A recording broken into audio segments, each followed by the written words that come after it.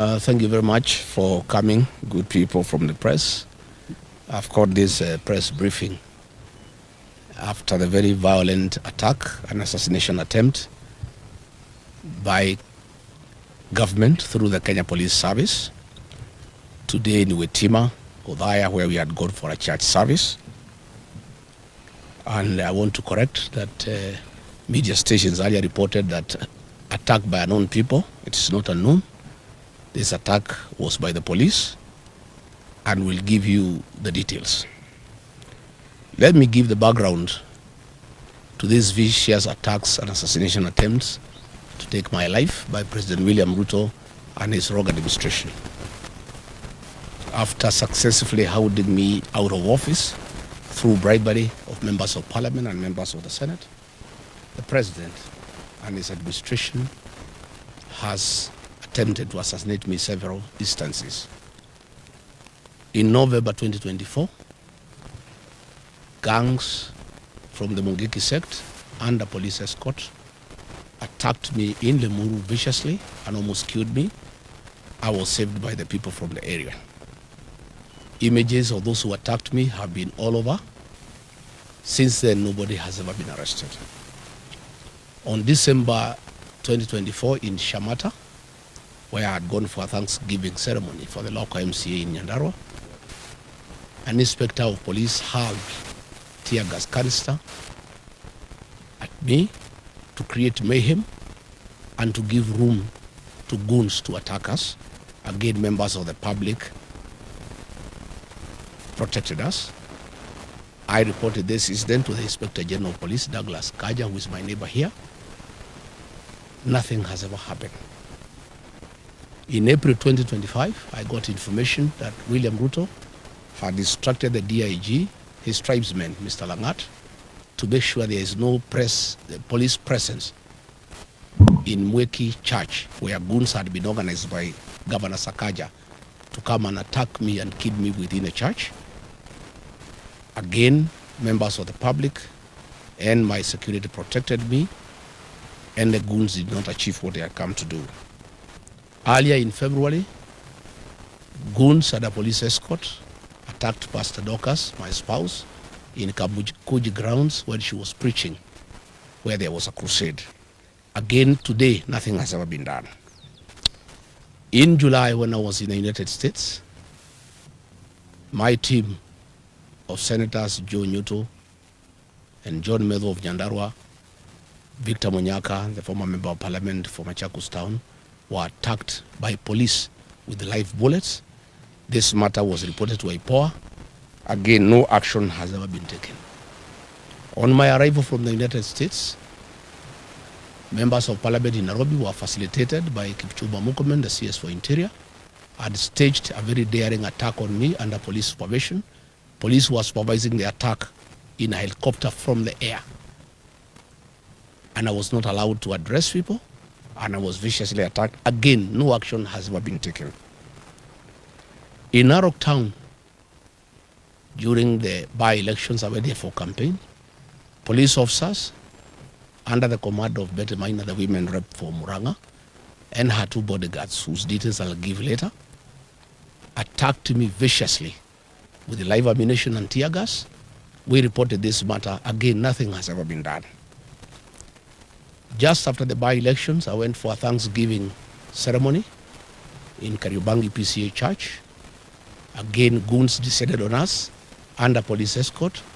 And when they were overwhelmed by members of the public and my security, the police assisted them. Police lobbied tear gas canisters inside the church to enable the guns come inside the church. They were repulsed by members of the public, and we escaped without being injured. Women and children were hurt inside that church. Immediately thereafter, William Ruto declared that goons will never be allowed to attack anybody or to go to church, and instructed IG Kaja to make sure that will never happen. It was just mere talk and camouflage, because he's the one behind these attacks, and these attacks have gone on unchecked. Again in Gatundu, last Sunday, goons attacked us. Goons were organized by Moses Kuria and the MP for Thika Town, Alice Nganga, the MP for Katodo South, Bwana Kang'ombe, and under police supervision, attacked us viciously, attacked the church, and police threw tear gas canisters inside the church at Kemoria, injuring women and children. Today in Witima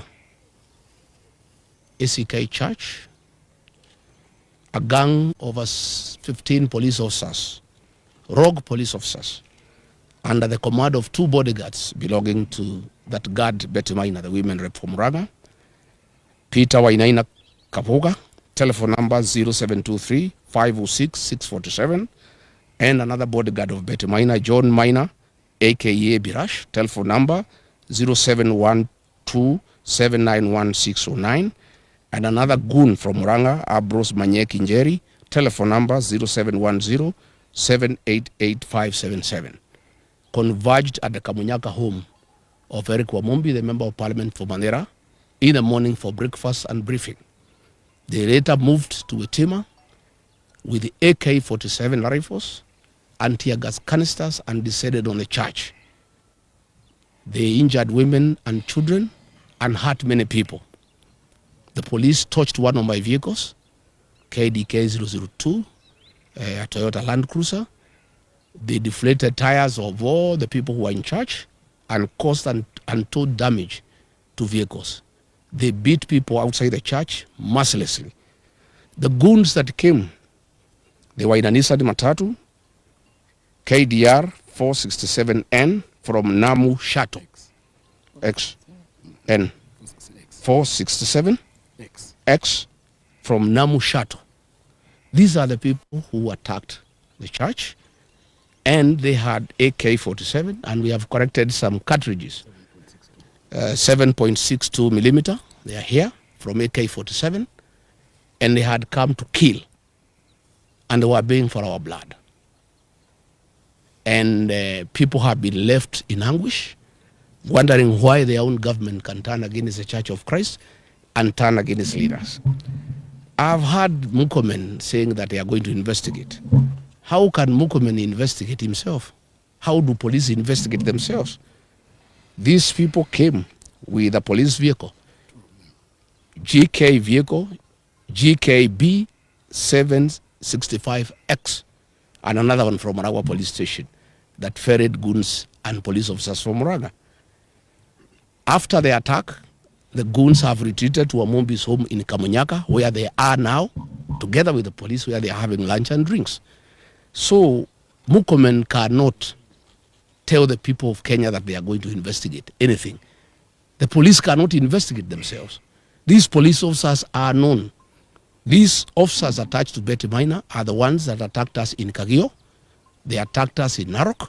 They attacked Senator Nyoto in Muranga, and they have attacked us today. The vehicle's number are here, Kipchumba Mukomen. These police officers' images are circulating on social media. So what are you telling us? You have asked the IG to investigate. You cannot investigate yourself. This is a government attack, well known to Kipchumba Mukomen. Stop pretending that you are shocked that a church can be attacked. That is pretension. I want to thank the church members of Witima ACK Church for going down on their knees and praying that we are not killed. And God heard their prayers. Although bullets were raining like heavy rain, none of us was injured. Women, of course, and children have fainted because of tear gas. But we want to thank the church. And I want to tell our people to continue praying. God is in control. God is in control. And all these things will come to pass. I want to ask Mukomen, for 40 minutes, police attacked the church. Where were the local police officers from Udaya police station? 200 meters away. Which is 200 meters away from where we were. How can an attack on a church take place with live bullets and tear gas for 40 minutes? And then the CS Interior is saying he's going to investigate. There's nothing to investigate because this attack was organized by government, by the police, and by the 2 members of parliament, Eric Wamumbi and his wife, and they are now with the police officers celebrating in Kamunyaka, here in Mandera, the area member of parliament. And of course, the area member of parliament for Udhaya, Mheshimiwa Wainaina. I wonder why, Mheshimiwa Wainaina, you would send people to attack the people who elected you. The people of Karema gave you their votes. Why would you send police to attack them in church? Let me wind up by saying the following. We are indeed not surprised that William Ruto has turned against the Church of Christ, and he has turned against women and children. This is part of his political DNA. It is in public knowledge that William Ruto organized an attack on women and children in Kiambaa Church in 2008, the first 2 days. On 2nd January 2008, children and women were burnt alive in church. It is William Ruto who organized that attack. And when he came and became our friend, we forgave him and we thought that he had changed his bad ways. But as soon as he became president, he went back to his old habits. He has a serious problem with the Church of Christ. He has a bone to pick with women and children. He attacked women and children in Mweki, PCA. He attacked women and children in Kariobangi. He attacked women and children in Gatundu. Today he has attacked women and children in Wetima. William Ruto, we had thought that you have changed your bad habit of killing women and children in church. Apparently you have not changed. You have even become more vicious as president, because now you have power, you have the police, and you have everybody to back you up. But I want to tell you, for every life lost, for every attack on women and children, God is seeing you, and God will punish you. We want to appeal to the international community to come through for Kenya. William Ruto is setting the stage for civil strife ahead of the elections because he knows he's losing. He wants Kenya to be like Tanzania or like Uganda. I want to tell William Ruto, Kenya cannot be Uganda and it cannot be Tanzania. We want to call on the international community, who are our friends, to come through for Kenya. This impunity by William Ruto, setting the stage for civil war ahead of the elections, must be checked, because the people will not take it.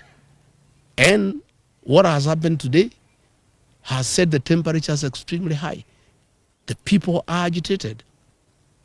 And I want to tell William Ruto, my former boss and friend, I understand your frustration that you have lost a mountain and you are trying to do everything to regain it. But this is not the way. Attacking churches, attacking women and children, trying to kill leaders, you are simply making the situation very difficult. The people of this region whom you have declared war on are hating you much more than they hated you yesterday. There is no way you can force the people of this area to support you. And use of police and goons will not help you. And this is just making the situation more complicated. I want to call on Kenyans to pray for our country. Our president has gone rogue. He has panicked because of the impending loss of power in the next general election. And he has become extremely dangerous. Nobody is safe anymore. If he can attack the church that prayed him into power, I think he has gone rogue. And this is totally unacceptable. I've seen a lot of nonsense by government bloggers trying to say that we can stage manage our own attack. Where can we get access to tear gas? Is it sold in a supermarket or in Gikomba? Where do we get access to AK-47 assault rifles? Where do we get access to government land cruisers? Where do we get access to police uniform? We can't. And Kenyans are not foolish.